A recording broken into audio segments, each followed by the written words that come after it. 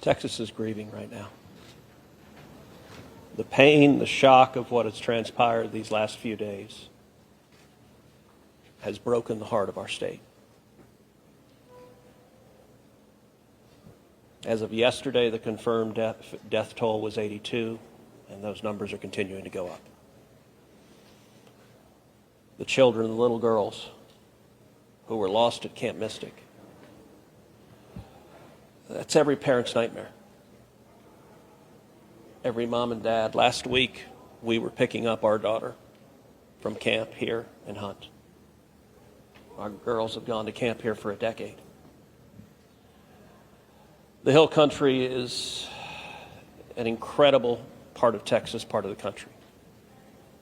The natural beauty here is incredible. The camps that have raised generations of little girls and little boys and instilled character and love and faith are extraordinary institutions. And I'll tell you, the pain in our state, and it's every part of the state. You've got Texans from all over the state who were here celebrating the 4th of July. A week ago, this was a time of great celebration. You're dropping your little girl off at camp, your little boy off at camp. You're celebrating Independence Day. You know that your child is going to be swimming and canoes and horseback riding and doing archery and making lifetime friends. And then suddenly it turns to tragedy.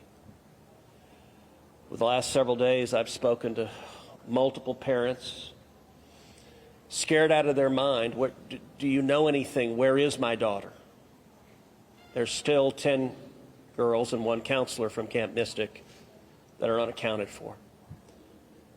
And the pain and agony of not knowing your child's whereabouts, it's the worst thing imaginable. But I want to say, in the face of all of this, it is simultaneously inspiring. Every time there's a tragedy, every time there's a natural disaster in Texas, Texans come together. Texas is a big state. We've got 31 million people, and we have hurricanes, we have tornadoes, we have wildfires.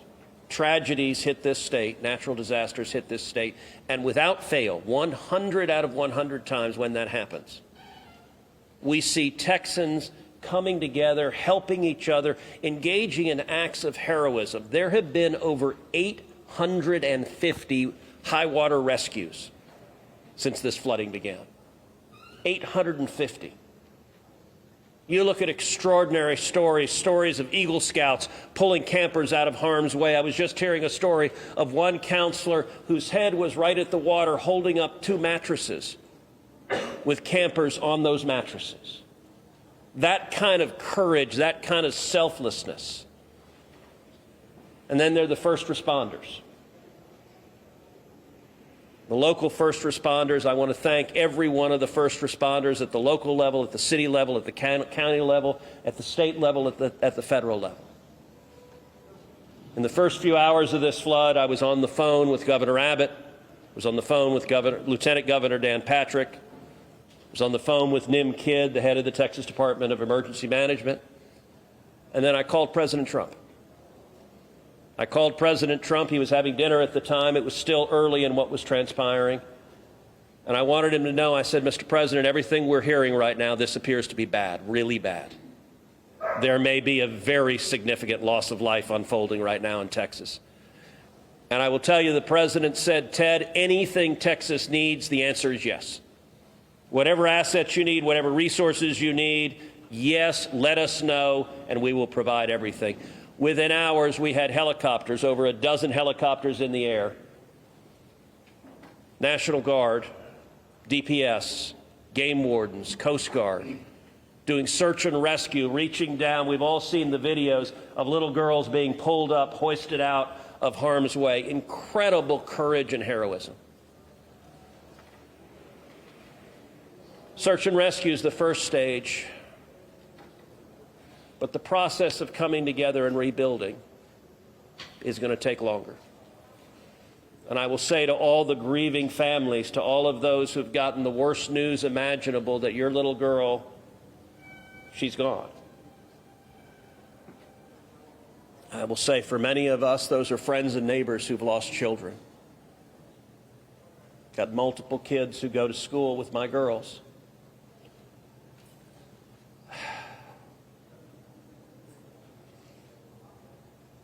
The mayor asked for prayers.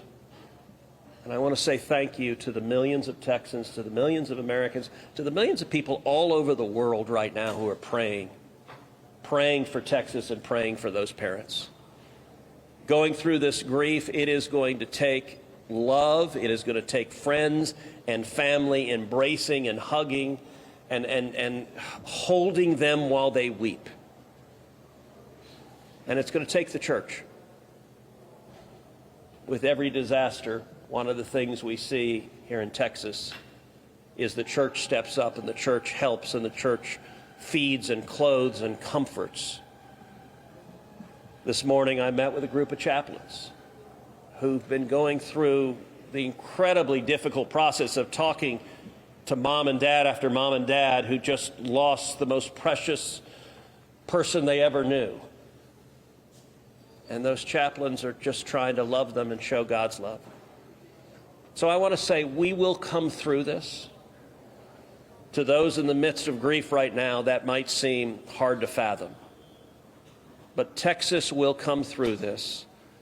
And I just want to say thank you. I want to say thank you to these gentlemen here who are working. They are not sleeping. They are working every day. Thank you to the families. Thank you to the Salvation Army. Thank you to everyone who is just reaching out and saying, how can I help? We will come through this, and we'll come through this together. Thank you. And now we'll take questions. Senator, you talked about how no kids here, how you've taken your own kids to camp. Was it ever communicated to you that there was a need, that it was a priority to have a warning system so people had a chance to escape something like this? Well, listen, I think anytime you're dealing with major rivers, there's a risk of flooding, and there's always been a risk of flooding, particularly on the Guadalupe River. I will say, in the wake of every tragedy, there are things that are predictable. One of the things that's predictable is that you see some people engaging in, I think, partisan games and trying to blame their political opponents for a natural disaster. And you see that with a hurricane, with a tornado, with a wildfire, with this flooding, where people immediately say, well, the hurricane is Donald Trump's fault. You know, look, I think most normal Americans know that's ridiculous. And I think this is not a time for partisan finger pointing and attacks. Now, after we come through search and rescue, after we come through the process of rebuilding, there will naturally be a period of retrospection where you look back and say, okay, what exactly transpired? What was the timeline? And what could have been done differently to prevent this loss of life? And that's a natural process. I think it should not happen in a bitter and partisan sense, but it should happen in a reasonable sense of saying, what lessons can we learn? And I will give an example. You know, Houston's my hometown. If you live on the Gulf Coast, we get hurricanes. That's part of living on the Gulf Coast as hurricanes hit. And I do think Texas as a whole has learned over time how to deal more effectively with hurricanes. And so you look here, we know the National Weather Service put out an emergency warning just after 1 a.m. and a second emergency warning just after 4 a.m. Now, obviously, most people at 1 a.m. and 4 a.m. are asleep. And so I think we will have a reasonable conversation about, A, are there any ways to have earlier detection? And some of that, the limits of a flash flood, they're very difficult because they can arise so quickly. But everyone would agree in hindsight, if we could go back and do it again, we would evacuate particularly those in the most vulnerable areas, the young children in the cabins closest to the water. We would remove them and get them to higher ground if we could go back and do it again. Obviously, everyone would. The people in RVs by the river's edge. We know in disasters like this, RVs and mobile homes are particularly susceptible, whether a flood or a hurricane or a tornado, they're particularly susceptible to that. And so my hope is, in time, we will learn some lessons to implement to next time, and there will be another flood, there will be another disaster.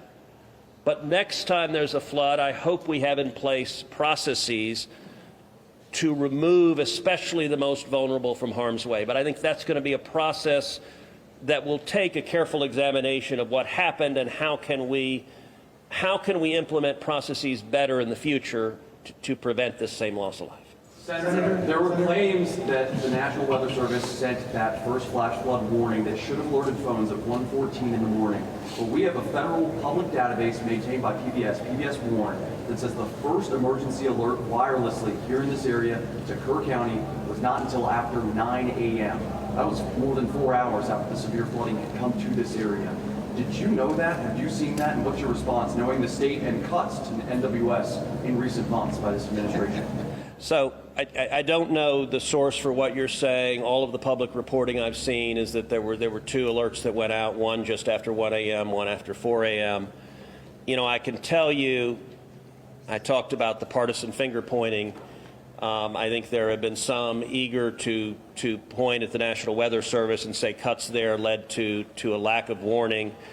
I think that's contradicted by the facts. And if you look at the facts in particular, number one, that these warnings went out hours before the flood became a true emergency level. But number two, the National Weather Service here, New Braunfels is where they were headquartered. They had additional manpower. In fact, they had 3 additional people working that night, anticipating that it was going to be a very dangerous weather situation.